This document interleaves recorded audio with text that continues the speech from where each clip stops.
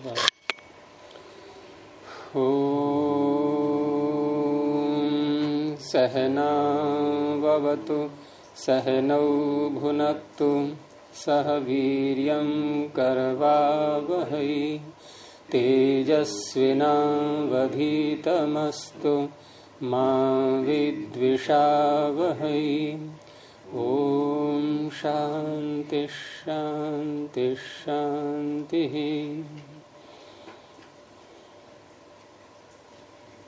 प्रथमावृत्ति की 175वीं कक्षा।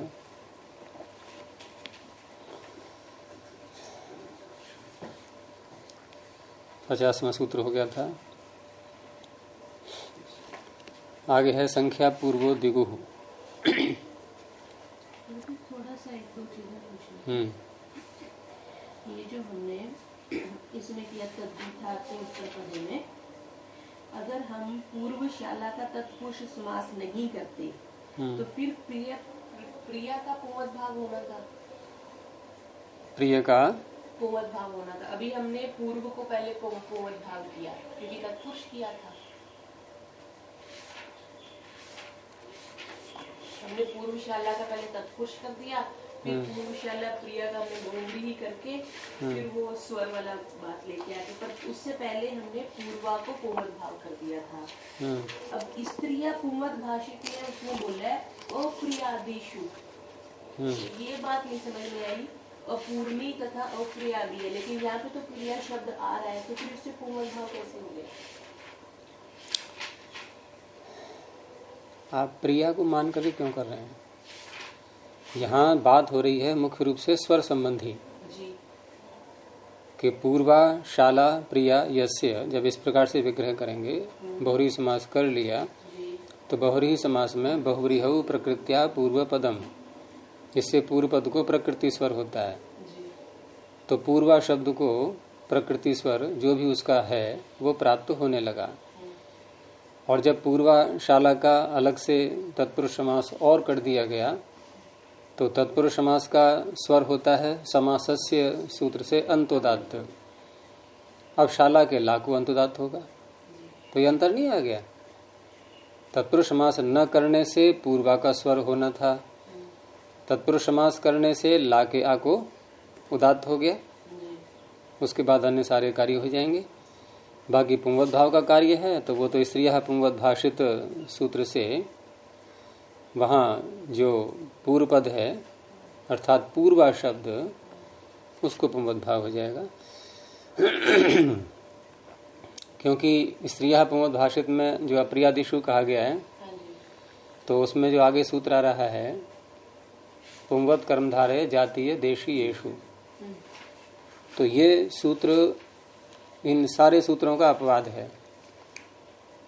स्त्रियः पुंवद भाषित से लेकर के और पुंवद कर्मधारय जातीय देशीयेषु सूत्र तक, उसके पहले पहले तक, यानी कि जातेश्च सूत्र तक, तो ये जो सारे सूत्र आए हैं 33 से लेकर के और 40 तक, इन सब का ये अपवाद है पुंवद कर्मधारय जातीय देशीयेषु। और ये बनाया इसीलिए गया है कि जहां जहां पिछले सूत्रों से प्राप्त नहीं हो रहा है और वहां यदि कर्मधारय समास किया गया है तो इससे पुंवद भाव होना है, इससे पुंवद भाव होना है। और यहाँ जो पूर्वा शाला का समास किया है, यह कैसा किया है? नहीं, तत्पुरुष है। कौन सा तत्पुरुष है? कर्मधारय ही है, तो पुंवद भाव हो जाएगा इस प्रकार से। ये सूत्र यहाँ बताना चाहिए था ना गुरुजी। फिर ये वाला सूत्र यहाँ आना चाहिए था ना, पुंवद कर्मधारय जातीय देशीयेषु। कहाँ आना चाहिए? ये जहाँ पे इन्होंने स्त्रियः पुंवद भाषित लिख के पुंवद भाव किया, वहाँ क्यों आएगा? अपवाद तो आगे आता है। अपवाद आगे आता है, लेकिन पुंवद भाग अगर हम ये पुंवद कर्मधारय जातीय देशीयेषु से कर रहे हैं तो फिर सिद्धि में वो सूत्र आना चाहिए ना। अच्छा, इनके लिखने के लिए हाँ, तो इसमें कहीं कहीं भूलें मिल जाएंगी, ऐसी हो जाता है। क्योंकि इसी तरह जब पूर्वाशाला में पुंवद भाव से उन्होंने फिर वार्तिक दे दिया, उन्होंने वो अप्रियादिषु पर ध्यान नहीं दिया होगा। हाँ जी, उस पर ध्यान नहीं दिया होगा। अगर हम सिर्फ पूर्वाशाला का करते हैं तो इसका हो जाएगा गुरुजी स्त्रीय पुंवद भाषित से, या फिर उन्होंने विकल्प क्यों दिया सर्वनाम नो वृत्ति मात्र पुंवद भाव? यहाँ पे विकल्प वो सर्वनाम शब्दों का तो ये है ना कि उसमें तो वृत्ति मात्र में कैसा भी हो, चाहे बहुरी समास हो चाहे कर्मधारय समास हो, कहीं भी हो, बस एक वृत्ति यानी कि व्यवहार उनका प्रयोग में आ जाए तो उनको प्रमोदभाव होता ही है। किसी के साथ में भी समास करेंगे हम, जैसे हम कहें कि सर्वा बालिका, सर्वाच ताह बालिका, वही सर्व हैं वही बालिका हैं, तो सर्वासु और बालिकासु, वो सर्वाजस बालिका जस। अब यहाँ भी सर्व को प्रमुख भाव करेंगे तो वृत्ति मात्र में कहीं भी कुछ भी हो जाए, चाहे समास कोई सा भी हो, लेकिन सर्वनाम शब्दों को प्रमुख भाव हो जाता है। और वो जो कल आप कहे थे शाला शब्द का, वो पता लगाइए आपने कौन सा स्त्री प्रत्यय है या भूल गए? ये शो धातु से बनता है शाला शब्द। हाँ, और अनादि कोश में जो है इसमें कालन प्रत्यय करते हैं, कालन का आल बचेगा और शो के ओ का लोप हो जाएगा, वो नहीं आकार हो जाएगा, आकार हो करके शाल, उसके बाद फिर टाप करेंगे। हाँ, उसके बाद फिर टाप प्रत्यय करेंगे। जब अष्टाध्याय के सूत्रों से प्राप्ति था पूर्वशाला में किससे प्राप्त था? अष्टाध्याय के है ना, स्त्रियाः पुंगवद भाषित। अष्टाध्यायी शब्द क्यों बोल रहे हो आप? सूत्र बोलो सीधा। हाँ, इससे प्राप्ति था सर्वनाम वृत्तिवा पुंगवद भाव, ये इससे कहने है क्या जरूरत? अन्य जहाँ ये प्राप्त नहीं हो रहे हैं वहाँ नहीं, यहाँ तो प्राप्ति ही था। कहाँ? ये पूर्वशाला में। हाँ, तो उसको दे दिया, वो जो है व्यापक वार्तिक है, वो सर्वत्र लग जाता है और आपको स्मरण भी हो जाएगा। हाँ देखो ऐसा वार्तिक भी आया हुआ है, कभी काम लेना हो तो याद भी रहेगा। वो एक ही बना होकर और आगमन प्राप्ति, हाँ, प्राप्ति करेंगे। जहाँ इनसे सूत्रों से हो रहा है वहां कर लेंगे, नहीं हो रहा तो वार्तिक तैयार है। तो शाला की समस्या हल हो गई आपकी? कहाँ हल हो गई? प्रश्न आपका ये था शाला को ह्रस्व क्यों नहीं हुआ, हल कहाँ हुई समस्या? नहीं, उसमें कह दिया क्या, जब इस सूत्रों के द्वारा आपकी शंका ज्यों की त्यों है और आप अपनी शंका नहीं बोल पा रहे। आपकी शंका ये थी कि जब बहुरी समास में सारे पद उपसर्जन होते हैं, आप अपनी शंका को भूल गए कि बहुरी समास में जब सारे पद उपसर्जन होते हैं तो शाला भी तो उपसर्जन है ये। तो फिर गोस्त्री और उपसर्जन से इसको क्यों नहीं ह्रस्व हुआ? ये प्रश्न था नहीं था आपका? फिर आप तो कह रहे हल होगी समस्या। तो यहां तत्पुरुष समास अलग से हुआ है, ये पूर्वा का और शाला का। और तत्पुरुष समास होकर के अब शाला नहीं है उपसर्जन, पूर्वा उपसर्जन है। तत्पुरुष समास में कौन सा पद होता है उपसर्जन? उत्तर पद पूर्व पद से क्या लेना था ना? अरे प्रथमा निर्दिष्ट तो पहले आता है, नहीं आता है? वो तो उपसर्जन संज्ञा बने। हाँ, तो उपसर्जन कौन है पूर्व में, तत्पुरुष समास में? पूर्वा शाला में। पूर्वा है उपसर्जन या शाला है? शाला है। कैसे हो जाएगा शाला उपसर्जन? अगर शाला होता तो शाला पूर्व में नहीं आता, फिर उपसर्जन पूर्वम। पूर्वा है वहां उपसर्जन। अरे शाला तो ये तृतीयांत के साथ समास कर रहे हैं, नहीं कर रहे हैं? जिस सूत्र से आप समास कर रहे हो तहितार्थोत्तर पद समाहारे च, तो इसमें तृतीया व्यक्ति किसमें आ रही है? समानाधिकरणेन सुबंतेन सह तृतीया है इसमें। तो ये आप कैसे कर दोगे इसकी उपसर्जन संज्ञा? क्या तृतीयांत से निर्दिष्ट पद की होती है उपसर्जन संज्ञा या प्रथमा से निर्दिष्ट पद की होती है? फिर आपने शाला ही कैसे कर दी उपसर्जन संज्ञा? शाला तृतीयांत से निर्दिष्ट है, क्यों? समानाधिकरणवाची है ये, और ऊपर से आ रहा है समानाधिकरण है ना, तो पूर्वा को रस हो जाएगा। और कुछ? आपने बात कही थी कि संस्कृतम भक्षा में, क्योंकि जब हमने बनाया था पंच कपाला, तो हम जो उसमें सुख लेके आए थे सप्तमी का, तो इसमें थोड़ी सी ये प्रश्न हुआ कि ऊपर तत्र से लेंगे, तत्र। हाँ, तत्र माने सप्तम्यंत। अच्छा, वहाँ से हम सप्तमी ले लेंगे। तो जो प्रत्यय लेके आना है फिर पहले उसकी विग्रह करने के लिए वहीं से भी भक्ति लेनी होती है। हाँ, वहीं से जिस अर्थ में प्रत्यय करना होता है वो अर्थ कौन सी विभक्ति अंत से प्रत्यय करता है उस व्यक्ति को बिना लाए हम विग्रह कर ही नहीं पाएंगे।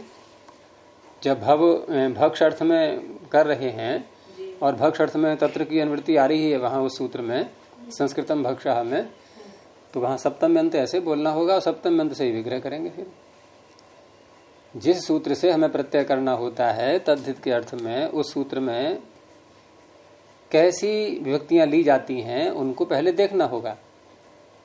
तो संस्कृतम भक्षः में तत्र की अनुवृत्ति आ रही है, अब तत्र की अनुवृत्ति आ रही है तो वहां पर फिर सप्तमी लाएंगे, वहां संस्कृत सप्तमी ला करके पंचसु कपालेशु ऐसे विग्रह करेंगे। अगर षष्ठी की अनुवृत्ति आ रही होती है उसमें कहीं से, तो षष्ठी से विग्रह कर दिया। जैसे तस्यापत्यम के अधिकार में सूत्र आते वहां तस्य शब्द है, तो तस्य माने षष्ठ्यंत, तत्र का अर्थ सप्तम्यंत, तेन का अर्थ तृतीयांत, तस्मै का अर्थ चतुर्थ्यंत। जैसे तस्मै हितम, तो वहां शब्द दिए हुए हैं ऐसे ही सब जगह निर्देश कर दिया गया कौन सी व्यक्ति आएगी, तो उसी से विग्रह करते हैं। जैसे अतः ये हमने किया, हाँ, तो अतः में तस्य की निवृत्ति आ रही है, तस्य की आ रही है, वहां षष्ठ्यंत लेंगे तो षष्ठी से विग्रह करेंगे कि उपगोह अपत्यम। या अतः में कौन सा प्रत्यय किया था हमने उस दिन, किस शब्द से, नापित शब्द से, तो वह नापिता नाम षष्ठी बोली हमने, क्यों, तस्य की निवृत्ति आ रही है उसमें, तस्यापत्यम का अधिकार चल रहा है, तो उसका ध्यान रखना पड़ेगा कि नहीं तो विग्रह करेंगे कैसे, और अर्थ भी तभी निकलेगा। अगर नापित में हम और कोई व्यक्ति ले आए तो अपत्य के साथ संबंध कैसे जोड़ेंगे फिर। मान लो तृतीया ले आओ कि नापित ही अपत्यम, नापितों के द्वारा अपत्य, ये क्या, हमें की अर्थ लेना है, संतान संबंध जोड़ना है उसका। अब प्रथमा ले आए हम नापिता अपत्यम, तो क्या अर्थ होगा, अन्य कोई व्यक्ति बनेगी नहीं। सप्तमी बोल दो नापितेषु अपत्यम, नाइयों में संतान, कोई अर्थ बन जाएगा। ऐसी यहां पर संस्कृत की बात। अब पांच कपाल और पकाना ये कार्य हुआ है, अब कैसे बोले हम, यहाँ 5 कपालों के लिए पकाया ऐसे बोल देंगे क्या, 5 कपालों में पकाया हुआ, आधार है। जैसे बटलोई में पकाते हैं कोई चीज, तो 5 कपाल आधार हैं, आधार में सप्तमी होती है, अधिकरण होता है वो। तो पंचसु कपालेषु संस्कृत है, वो कपाल अग्नि के ऊपर रखते हैं और उसमें पुरोडाश रखते हैं, वो पकता है, तो आधारी तो हुए, वो बटलोई की तरह हो गए वो।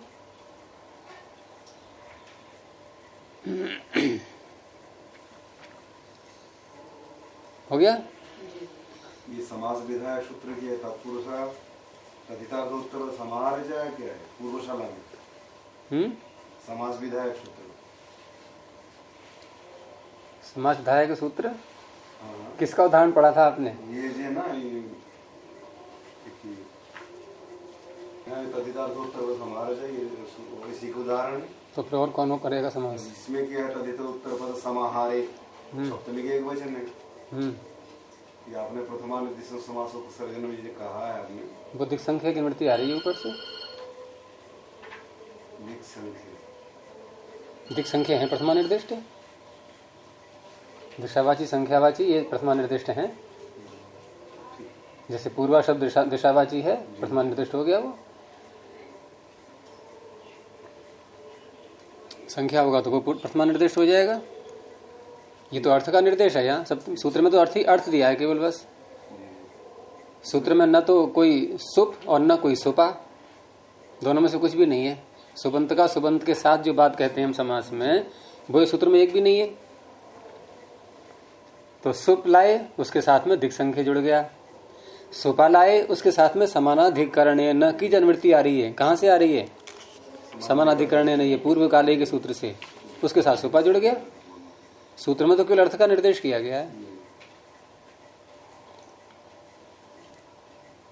तो चारों ही घटे गुरु जी किसमें, हाँ सब घट जाएगा।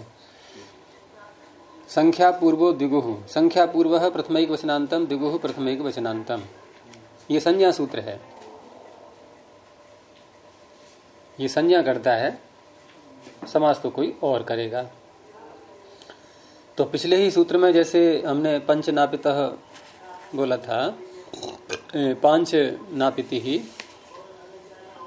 पांच नापिति बनाया था ना, तो वहां संख्या पूर्व उस तत्पुरुष में आ रही थी। तो ऐसे स्थल जहां भी आएंगे वहां ये सूत्र उनका नाम द्विगु रखेगा। और प्रयोजन कहां कहां आएगा इसका, जैसे अष्टाध्यायी में आया था। तो संख्या पूर्वो द्विगु, संख्या पूर्वा यस्मिन, यानी जिस तत्पुरुष समास में संख्या पूर्व में है। तो संख्या पूर्वो यह समासः सद्विगु संज्ञको भवति। अब क्योंकि ये तहितार्थोपद समाहरे च सूत्र के आगे आ रहा है, तो इसे जोड़ करके इसका अर्थ किया करते हैं। तो तद्धितार्थोत्तर पद समाहारे इत्यत्र यह संख्या पूर्वः सद्विगु संज्ञको भवति। तो इस सूत्र में जहां जहां भी संख्या पूर्व में आएगी उस समास का नाम द्विगु हो जाएगा। उदाहरण सारे पूर्व सूत्र के ही माने जाएंगे, और उसके अतिरिक्त अन्य उदाहरण भी ले सकते हैं।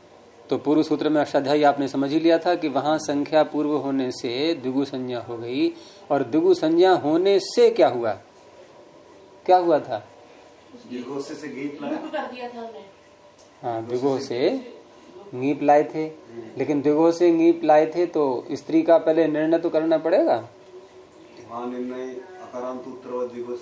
तो वार्तिक जो है अकारांतोत्तर पदो द्विगु स्त्रियाम भाष्यते, जब उससे स्त्रीलिंग करने का निर्णय हो गया तब हम स्त्रियाम के अधिकार में वहां द्विगु सूत्र ले लिया। क्योंकि द्विगु सूत्र तो ये कहता है कि द्विगु संज्ञक शब्द से स्त्रीलिंग में ङीप होता है, लेकिन स्त्रीलिंग में ङीप होता है, स्त्रीलिंग में है ये शब्द, ये भी तो निर्णय करना होगा पहले। वो वार्तिक ने किया, तो वहां भी द्विगु शब्द पड़ा था वार्तिक में।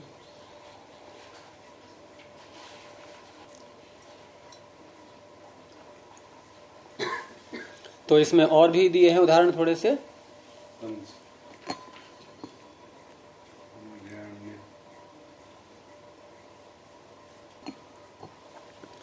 तो इसमें और दिए हैं पंचेंद्रः दशेंद्रः। तो पंचेंद्रः का तात्पर्य है कि 5 इंद्राणी जिसकी देवता है, 10 इंद्राणी जिसकी देवता है, और इनकी सिद्धियां पीछे आ चुकी हैं। पहले अध्याय में जो दूसरा पाद था, और पहले अध्याय के दूसरे पाद में इसका प्रसंग आया था। इसमें लुक तद्धित लुकी सूत्र पर, तो लुक तद्धित लुकी वहां विग्रह करेंगे। पंच इंद्राण्यो देवता अस्य, 5 इंद्राणी देवता हैं जिसकी।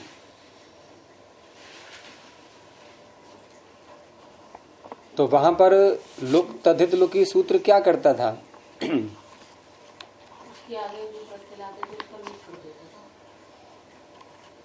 नहीं, लुक तद्धित लुकी सूत्र क्या करता था? सूत्र क्या कह रहा है स्वयं देख लो, शब्दों को पकड़ो पहले। लुक तद्धित लुकी, तद्धित लुकी में कौन सी व्यक्ति है? तो क्या अर्थ हुआ? होने पर, सती सप्तमी, यानी कि तद्धित का लुक होने पर। अब जो दूसरा लुक शब्द है उसमें ऊपर से स्त्री प्रत्यय की अनुवृत्ति आ रही है, यानी कि तद्धित का लुक होने पर स्त्री प्रत्यय का भी लुक हो जाता है। तो इस तरह से इंद्राणी शब्द तो बनाया था हमने इंद्र शब्द से, क्योंकि उसमें स्त्री प्रत्यय लाए थे और उसी का लुक करना है। तो इंद्र शब्द से जब इंद्राणी बनाएंगे तो वहां जो सूत्र है चौथे अध्याय के पहले पाद में, इंद्र वरुण भव शर्व रुद्र मृड हिमारण्य यव यवन मातुला माचार्याणाम आनुक, तो उससे दो कार्य होते हैं, एक तो आगम होता है और ङीश प्रत्यय होता है। तो इस तरह से इंद्राणी शब्द बनाया गया था। और उसके बाद फिर पंचन के साथ इसका विग्रह करके समास किया गया कि पंच इंद्राण्यो देवता अस्य। तो पंचन जस, इंद्राणी जस। इन ऐसा जो स्थाली पाक बनाया गया है कि उस स्थाली पाक की 5 इंद्राणियां देवता हैं, उनकी आहुति दी जाएगी। देवताओं को आहुति देते हैं। तो पंचन जस इंद्राणी जस। अब इससे यहां समास करेंगे तद्धितार्थोत्तर पद समाहारे च। इससे समास करेंगे किस में? तद्धितार्थ में या उत्तर पद पर रहते या समाहार में? हैं? समाहार में। गलत हो गया आपका उत्तर, ये भी गलत हो गया। अब एक ही बचा। और मैंने अभी विग्रह किया था, नहीं किया था, कि पंच इंद्राण्यो देवता से जब विग्रह कर रहा हूं मैं तद्धित प्रत्यय का, तद्धित के अर्थ को लेकर के विग्रह कर रहा हूं। अरे देवता ये तद्धित का अर्थ है, सास से देवता। मैंने समाहार विग्रह में कब बोला था? अभी आपने समाहार बोला। अभी समाहार में बोलते हैं हम लोग, अष्टानाम अध्यायानाम समाहारः, समाहार शब्द का उच्चारण करते हैं। मैंने बोला पंच इंद्राण्यो देवता से, इसमें कहाँ समाहार बोल रहा हूँ मैं?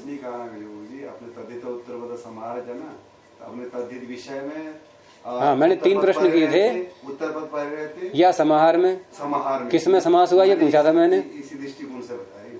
तो कैसे बोला आपने? इस दृष्टिकोण से बोलिए फिर दोबारा। समाहार कैसे हो गया ये? तद्धित उत्तर पद समाहारे च, इसका अर्थ क्या है? अर्थ तो यही बता, तद्धित विषय में उत्तर पद पर। मैंने पूछा था इसमें समास तद्धितार्थ में हुआ या उत्तर पद पर रहते हुआ या समाहार में हुआ? आपने कहा समाहार में। मैं वो सूत्र का अर्थ देखे दृष्टिकोण। तो तद्धित के अर्थ में हुआ है। तद्धित का अर्थ हमने दिखाया विग्रह में इसीलिए कि पंच इंद्राण्यो देवता अस्य। तो ये देवता अस्य यानी अस्य देवता, यह है तद्धित का अर्थ। सा अस्य देवता सूत्र है, सा से देवता। तो उस अर्थ में समास किया गया। समास करके विभक्तियां हटके पंचन और इंद्राणी। अब ये सूत्र कह रहा है, नकार का लोप भी कर लेंगे, पंच इंद्राणी। अब ये सूत्र कह रहा है संख्या पूर्व दिगु कि पिछले सूत्र में जो हम समास करेंगे उसमें यदि कहीं संख्या पूर्व में आ रही है तो उसका नाम दिगु हो जाएगा। तो पूरे पंच इंद्राणी इस समुदाय का नाम, समास का नाम दिगु हो गया। अब दिगु होने से अब कुछ परिणाम इसमें सामने आएंगे। हमने कई कार्य अब तक देख लिए द्विगु को। यहां द्विगु का कार्य होगा कि जब भी द्विगु संज्ञा हो जाती है समासों की, पहले तो यहाँ पर अण प्रत्यय लाएंगे, सा से देवता, ध्यान रखना उसका। सा से देवता से अण प्रत्यय आ चुका है, उसके बाद हम द्विगु संज्ञा करके, और फिर सूत्र है द्विगोर लुक अनपत्य, कि द्विगु संज्ञा के शब्द के आगे यदि कोई प्रत्यय है तो उसका लुक हो जाता है, लेकिन वो प्रत्यय अपत्य अर्थ में नहीं आया हुआ हो। तो यहां जो अण प्रत्यय आया है वो किस अर्थ में आया? अस्य देवता, इस अर्थ में आया, अपत्य अर्थ में नहीं आया। इसका लुक हो गया। तो अण तो गया, और अण गया तो अब हम आदि अच को वृद्धि भी नहीं कर सकते, क्योंकि न लुमता अंगस्य, अंग के अधिकार में कोई सूत्र हम लगा ही नहीं पाएंगे। अब तो पंच का नहीं तो पांच बन जाता उधर। तो ऐसे ही रह गया पंच इंद्राणी। अब यहां और समस्या आ गई कि जब तद्धित प्रत्यय का लुक हो गया तो पाणिनि बोले कि ऐसा है, फिर अब ये स्त्री प्रत्यय को भी हटाओ। कभी कभी होता है ना कि एक हानि होती है तो एक हानि के साथ दूसरी हानि एक और जुड़ जाती है। कभी कभी एक का लोप हो गया, दूसरे को भी जाना पड़ेगा। वो अगर रहता सुरक्षित तो ये स्त्री प्रत्यय भी सुरक्षित रहता, लेकिन उसके जानने से स्त्री प्रत्यय की भी शामत आ गई। तो कहा लुक तद्धित लुकी। अगर तद्धित का लुक कहीं किया गया है और यण प्रत्यय क्या था? तद्धित था, तो स्त्री प्रत्यय का भी लोप हो जाएगा। अब स्त्री प्रत्यय कौन सा था यहाँ पंच इंद्राणी में? नीश और आनुक। आनुक तो आगम उसके साथ में ही है, वो भी जुड़ जाएगा, यानी कि आनी। तो आनुक भी गया, नीश भी गया, तो जैसा मूल शब्द है इंद्र वैसा रह गया, वैसा ही रह गया। तो इस तरह से बनता है ये पंचेंद्र। और अर्थ इसका वही रहेगा कि ऐसा पुरोडाश, ऐसा स्थाली पाक कि जिसकी देवताएं 5 इंद्राणियां हैं। और कहा यही जाएगा पंचेंद्र, दशेंद्र। तो ये संख्या पूर्व दिगु इन सब उदाहरणों में अष्टाध्यायी में आपने समझ ही लिया है, उधर भी लगता है और ये अन्य प्रयोजन भी दे दिए। दिगु लगेगा नहीं, दिगु नाम हो जाएगा उसका, संज्ञा सूत्र है ये संज्ञा सूत्र है। जैसे तत्पुरुष नाम रखा, फिर दिगु नाम रखा, और मैंने बताया था कि यहाँ एक ही संज्ञा होती है, एक संज्ञा का अधिकार चल रहा है। तो जब तत्पुरुष नाम इसका है पहले से और यहाँ इसका नाम रख रहे हैं द्विगु, तो एक ही संज्ञा तो होगी, तो तत्पुरुष नाम तो हट गया, और तत्पुरुष नाम हटा देंगे तो सारा गड़बड़ हो जाएगा। तो उसका उस समाधान के लिए वहां पाणिनि ने तत्पुरुष के आगे ही पढ़ दिया है सूत्र द्विगुश्च। वो यही काम करता है, मैंने बताया था उस दिन, आप बहुत जल्दी भूल जाते हैं सारे विषय को। उसने बताया था नहीं कि द्विगुश्च सूत्र ये क्यों बनाया गया। जब संख्या पूर्व द्विगु कह रहा है कि संख्या पूर्व में है जिसके उसकी द्विगु संज्ञा होती है और तत्पुरुष का अधिकार चल ही रहा है, तो दोनों संज्ञाएं हो जाती, लेकिन दोनों नहीं हो पाएंगे, एक ही हो पाएगी।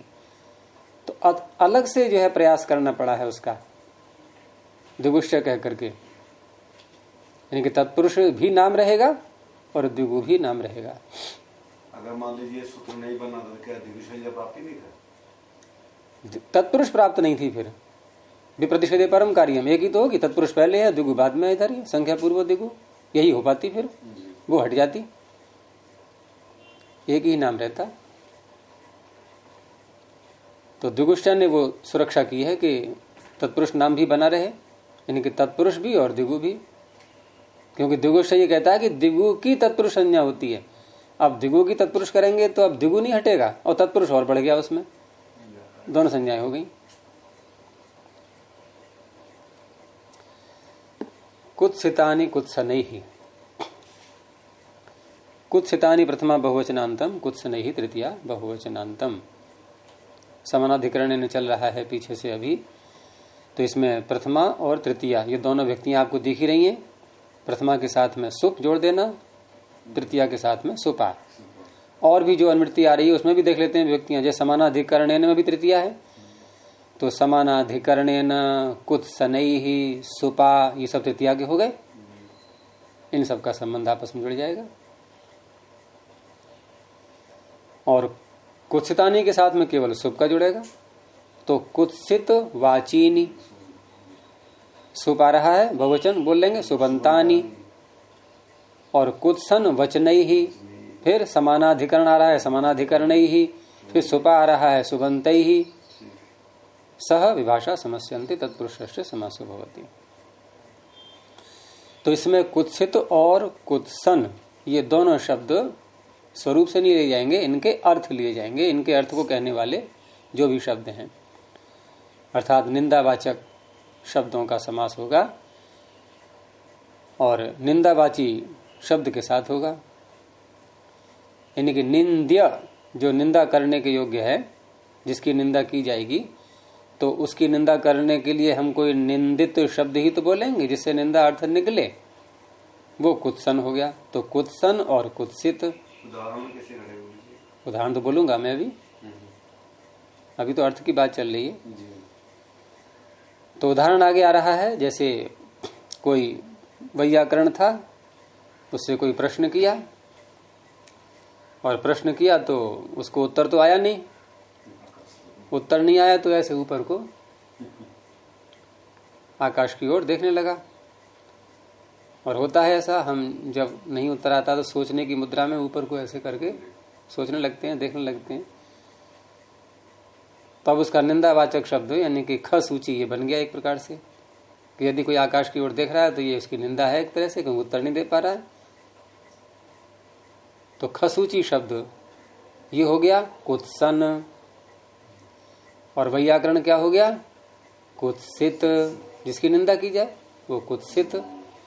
वैयाकरण शब्द निंदावाचक नहीं है, लेकिन वैयाकरण की निंदा की जाएगी तो वैयाकरण हो गया निंद्य।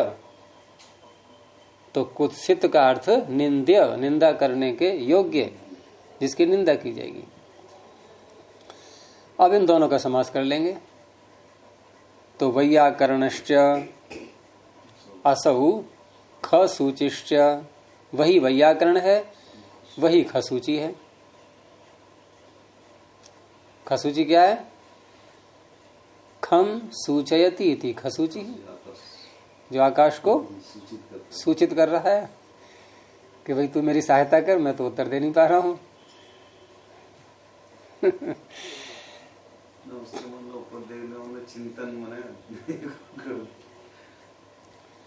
तो वैयाकरण और खसूची का समास हो गया। कुत्सित का कुत्सन के साथ, तो उपसर्जन कौन बनेगा? कुत्सित, इसमें प्रथमा है, तो वैयाकरण पहले आएगा। बस और कोई कार्य नहीं हुआ इसमें। तो ये जो शब्द हैं, अभी जो ये सूत्र चल रहे हैं और आगे एक सूत्र आएगा विशेषणम विशेष्यण बहुलम, वो एक मुख्य सूत्र है कि विशेषण का विशेष्य के साथ समास होता है। तो उसमें कौन बनेगा उपसर्जन? विशेषणम विशेष्येण बहुलम, विशेषण बनेगा। अब इनमें ढूंढो वैयाकरण और खसूची, इनमें कौन है विशेषण? खसूची है। तो यदि हम ये सूत्र न बनाते, पाणिनि ये सूत्र न बनाते, तो विशेषणम विशेषण बहुलम से ही समास होता, तो खसूची पहले आता, अशुद्ध शब्द बनने लगता, जैसा कि प्रयोग में नहीं आ रहा है। तो ये सूत्र उसका हो गया अपवाद। तो अपवाद आपने अब तक देखे हैं कि आगे आते हैं सूत्र के, उत्सर्ग के आगे ही तो आते हैं प्रायः, लेकिन कहीं कहीं उत्सर्ग से पहले भी आ जाते हैं। पुरस्ताद अपवाद कहते हैं इनको। और भी आगे आने वाले सूत्र हैं, जब तक वो सूत्र नहीं आ जाएगा तब तक ये सब उसके अपवाद ही हैं एक प्रकार से।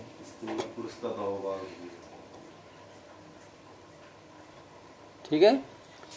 और दिया एक उदाहरण, याज्ञिक कितवः। अब याज्ञिक किताब में याज्ञिक शब्द तो निंद्य, क्योंकि निंदा करनी है उसकी हमें, वो तो हो गया कुत्सित। और निंदावाची शब्द कोई साथ में बोलेंगे तो वो शब्द है इसमें कितव। और कितव ऐसे याज्ञिक को कहा जाता रहा है पीछे व्यवहार में कि जो अयाज्ञिक के घर, जो यज्ञ का अधिकारी नहीं है, ऐसे यजमान के यहाँ जा करके और यज्ञ करवाता है, उसे कहते हैं कितव। तो कितव का वैसे धूर्त अर्थ निकलता है। अब याज्ञ की निंदा कर रहे हैं तो याज्ञ की निंदा यही तो होगी कि तू यज्ञ करवाने वाला है, पुरोहित है, लेकिन कम से कम अधिकारी अनधिकारी का तो ध्यान रख। तो बस उसको तो सूचना आई, चाहे कोई अधिकारी है चाहे अनधिकारी है, यज्ञ कराने पहुंच गया। तो शास्त्र में कुछ निर्देश दिए हुए हैं ऐसे कि कौन अधिकारी होता है, कहाँ कराना चाहिए हमें यज्ञ, कहाँ नहीं कराना चाहिए। तो अनधिकारियों के यहाँ भी जो यज्ञ कराता है उसे कहते हैं याज्ञिक कितव। तो याज्ञिकस्य असौ कितव। अब यहाँ भी तो कितव विशेषण है, ये पहले आना चाहिए था अगर ये सूत्र न बनता तो ये अपवाद के रूप में है। याज्ञिक पहले आ गया, नहीं विशेष्य पहले, विशेषण बाद में। तो वो कर्म तो किसी के घर में करना चाहिए। ऐसे ही मीमांसक दुर्दुरूढ़, तो मीमांसक की निंदा करने का जो वाचक शब्द है वो है दुर्दुरूढ़। तो दुर्दुरूढ़ ऐसे मीमांसक को बोलते हैं जो नास्तिक होता है, ईश्वर की जीव की सत्ता को न मानने वाला। तो मीमांसकश्च असौ दुर्दुरूढ़श्च इति मीमांसक दुर्दुरूढ़। कुछ सूत्र इसमें ऐसे आएंगे जो आपके व्यवहार में कम आ पाएंगे, लेकिन अर्थ हमें सभी का समझ लेना है। क्योंकि कुछ ऐतिहासिक सूत्री बन जाते हैं एक प्रकार से, ऐसे शब्द प्रयोग में आते रहे या कहीं इतिहास में साहित्य में मिलते हैं ये, तो उनका अर्थ हम तभी समझ पाएंगे। और उदाहरण भले ही वैसे आ रहे हैं, लेकिन हम इन सूत्रों को अन्य स्थलों पर घटा सकते हैं। अन्य स्थलों पर भी कहीं ऐसे शब्द आते हैं तो वहां निंदा किसी की जाती है, उसका वाचक कोई शब्द आ रहा है तो उसको विशेषण होने पर भी आगे बोल सकते हैं। ये तो एक प्रतीक मात्र होते हैं उदाहरण, तो इसका ये अर्थ नहीं है कि इस इन्हीं उदाहरणों में लगेगा ये सूत्र,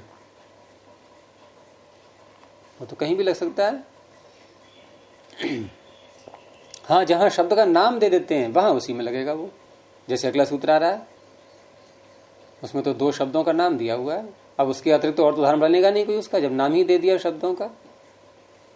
तो अगला सूत्र है पापाण के कुत्सितैहि। पापाण के प्रथमा द्विवचनांतम, कुत्सितैहि तृतीया बहुवचनांतम। अब देखो पिछले शब्द में कुत्सित प्रथमांत था, ये इनके रहस्यों को समझ लिया करो सूत्रों के। और यहाँ कुत्सित तृतीयांत है, तो स्पष्ट है कि यहाँ ये उपसर्जन नहीं बनेगा और पीछे उपसर्जन बना था। तो हम क्या कहें अब, ये सूत्र पिछले सूत्र का अपवाद है। और जब कोई अपवाद का अपवाद होता है, दुश्मन का दुश्मन कौन होता है? मित्र हो जाता है, उससे पहले के सब नहीं है। तो ये विशेषण विशेषण बहुलम का मित्र हो गया, क्योंकि उसी के अनुरूप कार्य करेगा। अब ये यानी विशेषण पहले आएगा और विशेष्य आगे आएगा। अपवाद क्या अपवाद? ये सर्वत्र नहीं लगेगा, कहीं कहीं बता रहा हूं मैं। अब अपवाद का अपवाद इस रूप में भी होता है, जैसे वो युष्मद अस्मद के जो सूत्र हैं 4 8वें अध्याय में, युष्मद अस्मदो हो षष्ठी चतुर्थी द्वितीयास्थयोर वान्नावौ। तो वहां जो तीसरा सूत्र है ते मयावेक वचनस्य, तो ते मयावेक वचनस्य उसका युष्मद अस्मदो षष्ठी चतुर्थी का अपवाद है, क्योंकि उसने तो सारे वचन ले लिए थे तीनों व्यक्तियों के, इसने एक वचन छीन लिया। जैसे बच्चे आपस में लड़ते हैं ना, कि एक बच्चे ने दूसरे बच्चे से कुछ छीन लिया, खाने पीने की वस्तु, टॉफियां छीन ली। अब तीसरे बच्चे ने उससे छीन ली कि थोड़ी मुझे भी दे। तो युष्मद अस्मदोह सूत्र से ते मयावेक वचनस्य च ने एक वचन छीन लिया तीनों विभक्तियों का। और उसके अगले वाले ने क्या किया? उसने द्वितीया का एक वचन छीन लिया उससे, अर्थात उसके पास 3 विभक्तियों के एक वचन थे, षष्ठी चतुर्थी द्वितीया। उसने एक विभक्ति उसे छीन ली, तो क्या ये उसका मित्र बन गया युष्मद अस्मदोह का? नहीं। तो मैं कह रहा हूं सब जगह नहीं घटेगी ये बात कि अपवाद का अपवाद और उत्सर्ग का मित्र बन जाए। यहां तो नहीं बना उसका मित्र, क्योंकि उसका मित्र बनने का तो अर्थ है कि वाम और नऊ जो कर रहा है वो पीछे वाला वो कार्य करता, तो उसको वो तो नहीं कर रहा है, ये उससे छीन रहा है। अब एक बच्चे से दूसरे ने छीना, दूसरे से तीसरे ने छीना, तो तीसरा क्या पहले वाले का मित्र बन गया? नहीं, उसके पास से तो गई चीज। हाँ, उसको छीन के उसको दे देता तो बात अलग थी, लेकिन यहां तो ते मयावेक वचनस्य और तामु द्वितीया, ये तो द्वितीया में त्वा और मां कर रहा है, अलग ही आदेश है ये तो। और जो उत्सर्ग था वो तो वाम और नऊ कर रहा था। लेकिन यहां हम कह सकते हैं, क्योंकि ये इसमें कुत्सित में तृतीया आ चुकी है और पाप और आणक ये जो विशेषण है इसमें प्रथमा आ रही है, तो विशेषण पहले ही आएगा अब तो। ठीक है, तो पाप आणक, पाप अणक, अणक शब्द है, पाप अणक इत्येतौ, ये निंदा के शब्द हैं। तो पाप अणक इत्येतौ कुत्सन वाचिनौ सुबंतौ। अब देखो पीछे से जो कुत्सन की तृतीया आ रही थी ये यहां प्रथमा में बदल जाएगी।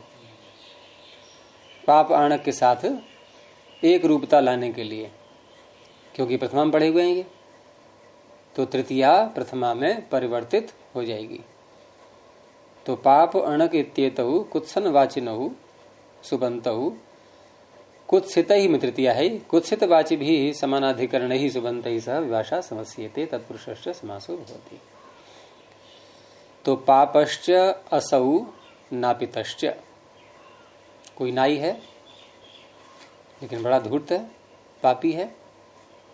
किस बात में पापी है वो अलग बात रही, भाई बोलने वाला किस दुर्गुण को लेकर के बोलना चाह रहा है वो उसके ऊपर है।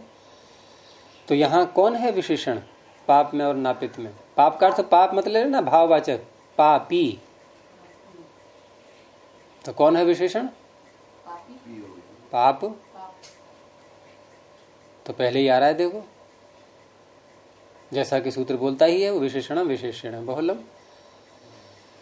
अब क्योंकि उसका अपवाद ये 52वां सूत्र बन चुका था, तो इसलिए ये फिर 53वां इसका अपवाद बना रोका गया इसके लिए कि ये दो शब्द आएंगे तो ये विशेषण पहले ही रहेंगे। नहीं तो पिछले सूत्र से यहाँ करते, अगर ये सूत्र ना होता तो क्या बनता? नापित पाप। अब बन गया पाप नापित। ठीक है, क्या उलझन है? विशेषण बहुलम, इसी का आप बीच में अटक जाते बोलते बोलते। विशेषण पूरा वाक्य धारा प्रवाह बोला करो। इस सूत्रों से जो है ना, विशेषण का विशेष्य के साथ समास होता है बस। तो विशेषण है पाप, नापित है विशेष्य। क्या उलझन है?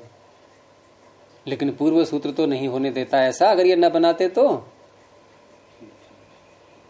उसका अपवाद है ये पूर्व सूत्र का। ऐसे ही पाप कुलालः, पापश्च असौ कुलालः।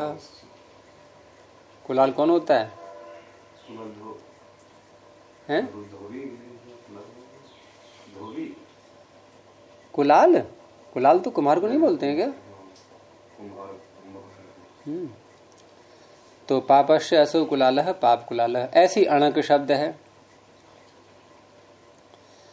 तो अणक भी निंदा का ही वाचक है। अब अणक में निंदा किस रूप में की जा रही है तो नहीं कुछ पता है तो सीधे निंदित शब्द ही बोल देते हैं, यानी कि निंदित है ये, कोई ना कोई दुर्गुण है उसके अंदर। तो अणकश्च असौ नापितः, अणक नापितः, अणकश्च असौ कुलालः, अणक कुलालः। यहाँ से असौ हम इसका कारण से ले रहे हैं? असौ किस विग्रह में कहाँ से ले रहे हैं? वही दिखाने के लिए कि वही पापी है और वही नाई है, यानी किसी और को नहीं कह रहे हैं। ये समानाधिकरण दिखाने के लिए ऐसे बोला जाता है, जिससे कि हम जो है निश्चित रूप से बता दें कि उसी को बोल रहे हैं, किसी और को नहीं बोल रहे हैं। अब पापी कोई और है, नापित कोई और है, ऐसे नहीं, नापित को ही पापी बताया जा रहा है, क्योंकि ये सारा प्रकरण चल रहा है समानाधिकरण समास का, यानी कर्मधारय का। तो कर्मधारय में सर्वत्र ऐसे ही बोलते हैं, या तो अदस शब्द का प्रयोग या तद शब्द का प्रयोग।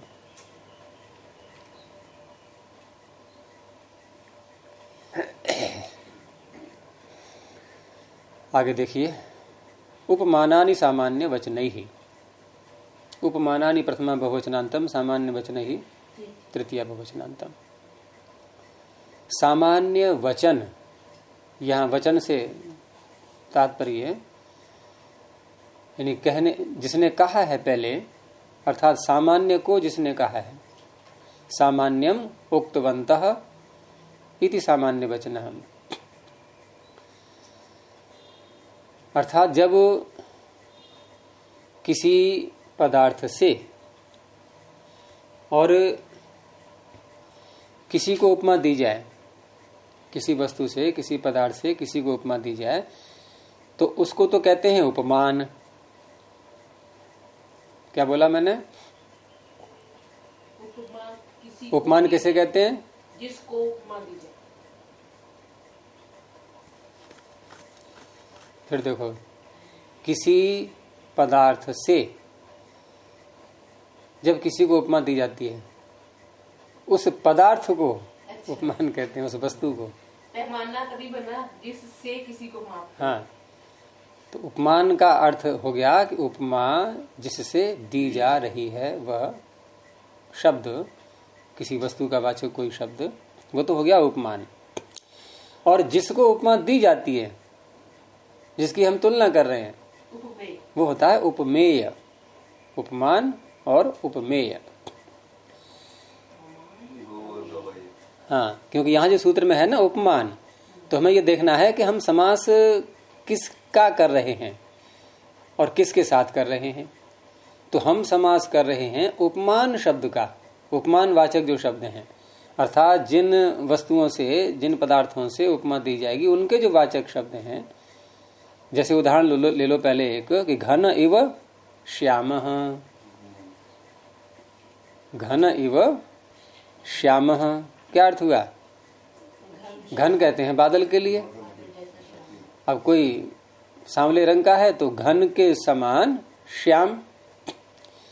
तो घन क्या है? कोई पदार्थ, कोई वस्तु, और इससे हम किसी की उपमा दे रहे हैं, किसी को उसके समान बताना चाह रहे हैं। तो घन शब्द क्या हो गया? उपमान या उपमेय, ये हो गया उपमान। अच्छा, अब उपमा जब देते हैं तो कोई विशेष धर्म भी तो बताएंगे। हम केवल ये कहते हैं घन एवं, ये घन के समान है, बादल के समान है। तो बादल के समान क्या ज्यादा बोलता है, एकदम बरस पड़ता है इसलिए है? या बादल के समान जैसे बादल टिकता नहीं है, उड़ता रहता है, क्या ये भी नहीं टिकता है एक स्थान पर इसलिए है? कोई धर्म तो बताएं। तो जिस धर्म को बताया जाता है उसे कहते हैं सामान्य वचन। ठीक है? अर्थात जिस विशेष गुण को लेकर के, जिस विशेष गुण को लेकर के उस शब्द में, उस शब्द को हम बोलेंगे, उपमा दी जाएगी, समानता उसकी जो दिखाई जा रही है, तो वो सामान्य अर्थात जो साधारण धर्म है वो सामान्य कहलाता है, उसी को सामान्य वचन बोलते हैं। तो यहां शब्द घन एवं श्याम में सामान्य वचन कौन है? श्याम, यानी घन के समान श्याम है। अब हम अन्य किसी धर्म को नहीं लेंगे कि वो टिकता नहीं है या बरस पड़ता है, ये अर्थ नहीं लेंगे अब, क्योंकि बोल दिया हमने। किसी अन्य धर्म को बोलेंगे तो वो आ जाएगा, वो सामान्य वचन बन जाएगा। तो इस तरह से सामान्य वचन के साथ समास होगा। तो उपमान वाचीनि सुबंतानि सामान्य वचन ही समानाधिकरण ही सुबंत ही सह विभाषा समस्यन्ते तत्पुरुषस्य समासो भवति। और उपमान का विग्रह करते ही हैं, उपमीयते अनेन इति उपमानम। न्याय दर्शन में जो उपमान प्रमाण है वहां भी ऐसी विग्रह करते हैं इसका।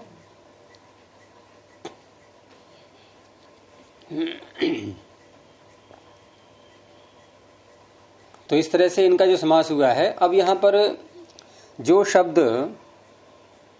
इनकी समानता को बताता है, समानता अर्थ जिससे निकल रहा है, जैसे हम बोले हैं घन श्यामः, विग्रह जैसे किया हमने घन इव श्यामः, लेकिन ऐसे विग्रह न करके हम कहते हैं घन घनः श्यामः, घनश्च असौ श्यामः, ऐसे ही बोलना पड़ेगा। फिर अब क्या अर्थ होगा इसका? काला बादल। अब ये कोई किसी के समान ये अर्थ कहाँ निकला? तो इस अर्थ को बताने वाला कौन सा शब्द है इसमें? इव या तथा। ये जो ऐसे शब्द आते हैं, यथा, इव है, यथा है, इस प्रकार के वेदों में न बहुत आता है। न मंत्रों में एक तो न का अर्थ होता है नहीं, और एक न का अर्थ होता है समान। तो ये समानता को बताने वाले शब्द ये साथ में इसमें बोले जाते हैं।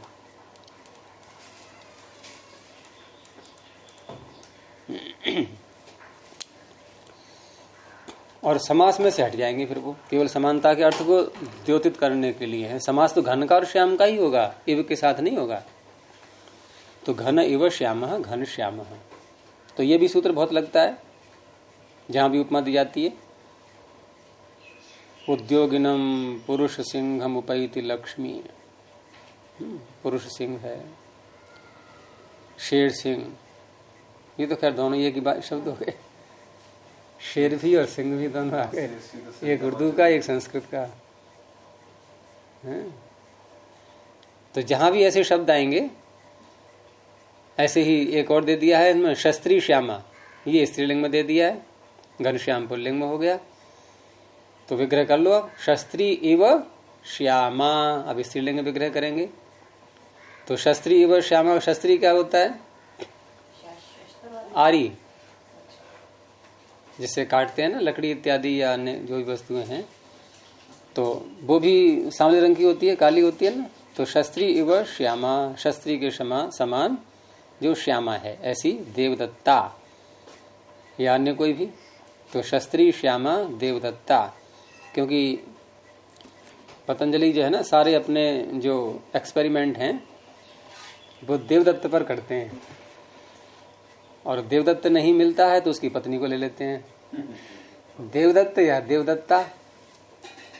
अब दोनों ही यहां पर देखो, देवदत्त घनश्याम है और पत्नी है शस्त्री श्यामा, तो मेल भी सही रहा ना, दोनों एक जैसे कलर के हो गए।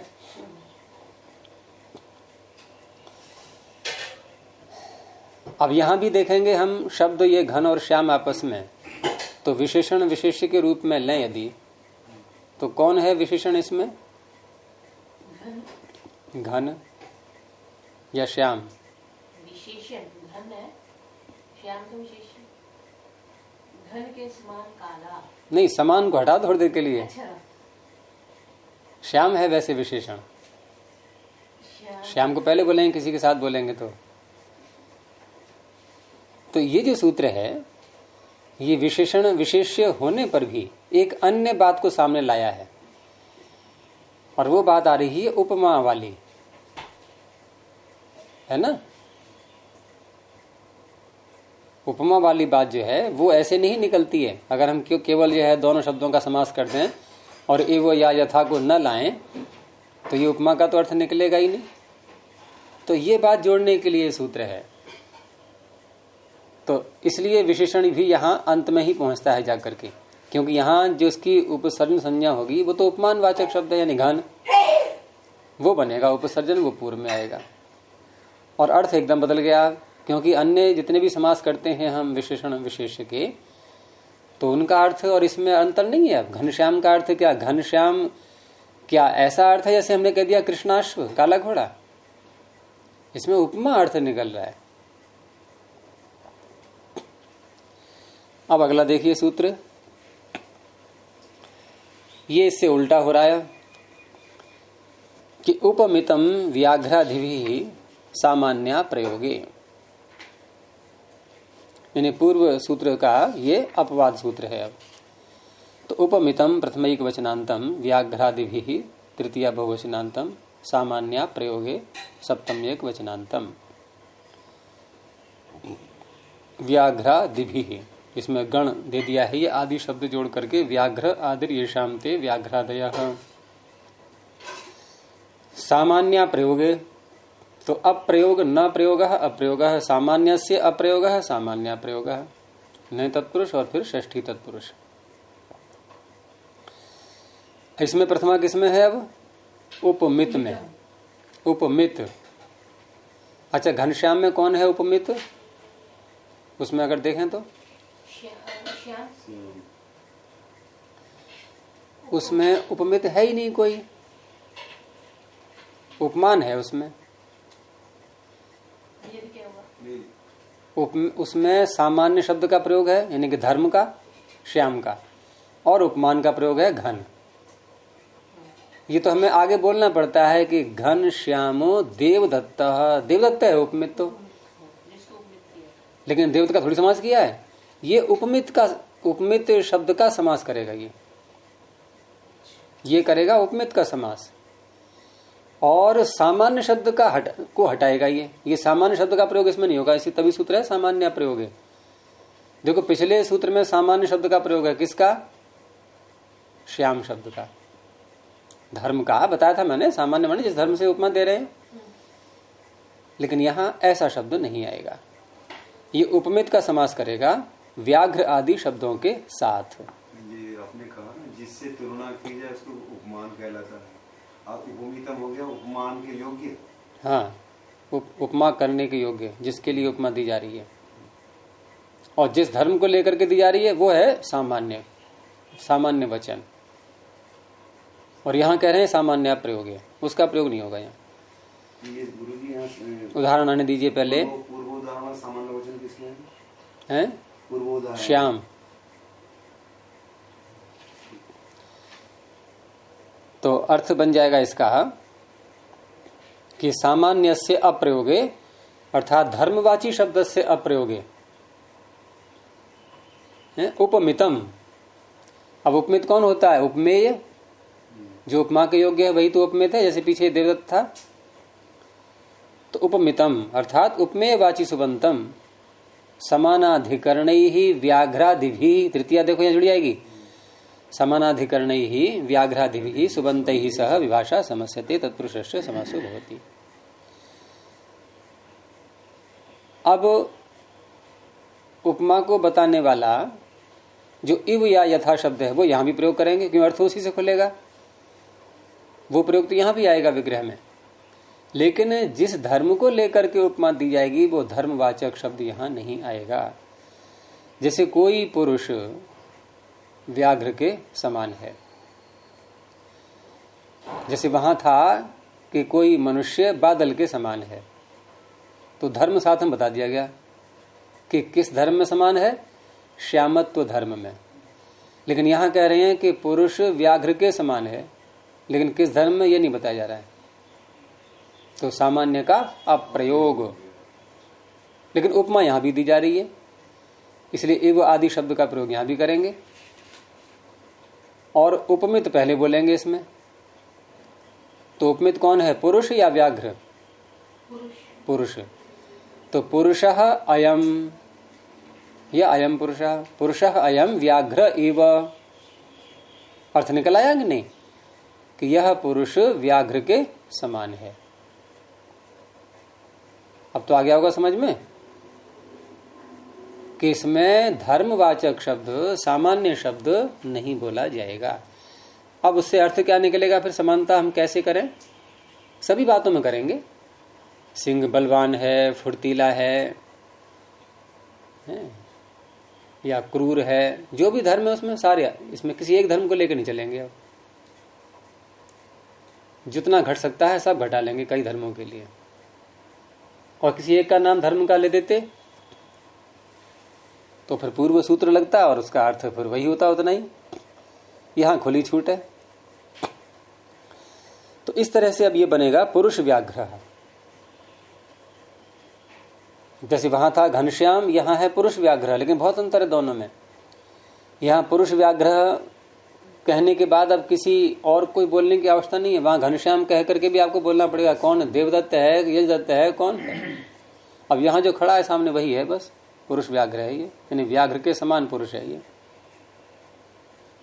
परमात्मा को क्या बोलते हैं? क्लेश कर्म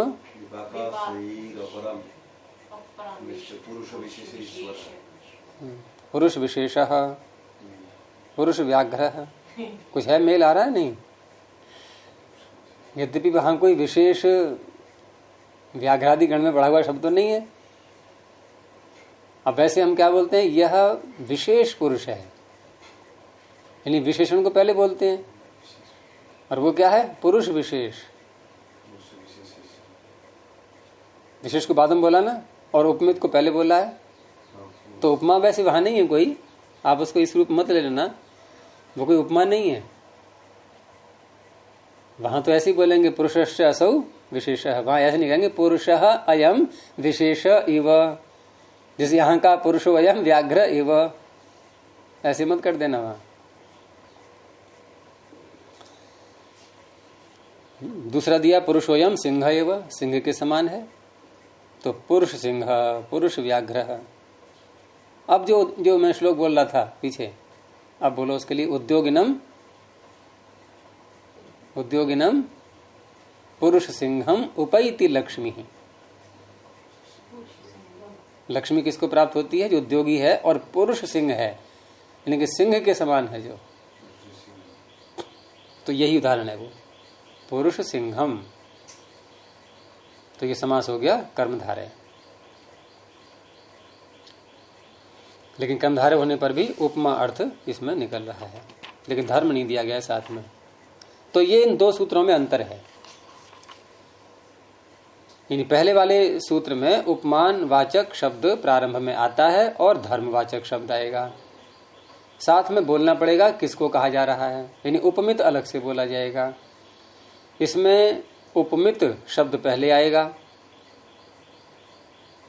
और उपमानवाचक बाद में आएगा, व्याघ्रादि उपमानवाची हो गए, और धर्म बोला नहीं जाएगा इसमें। ठीक है, ये इस तरह से आएगा।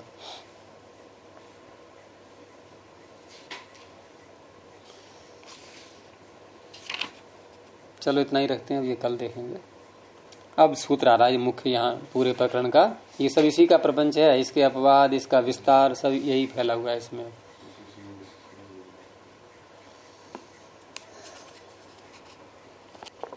प्रणव।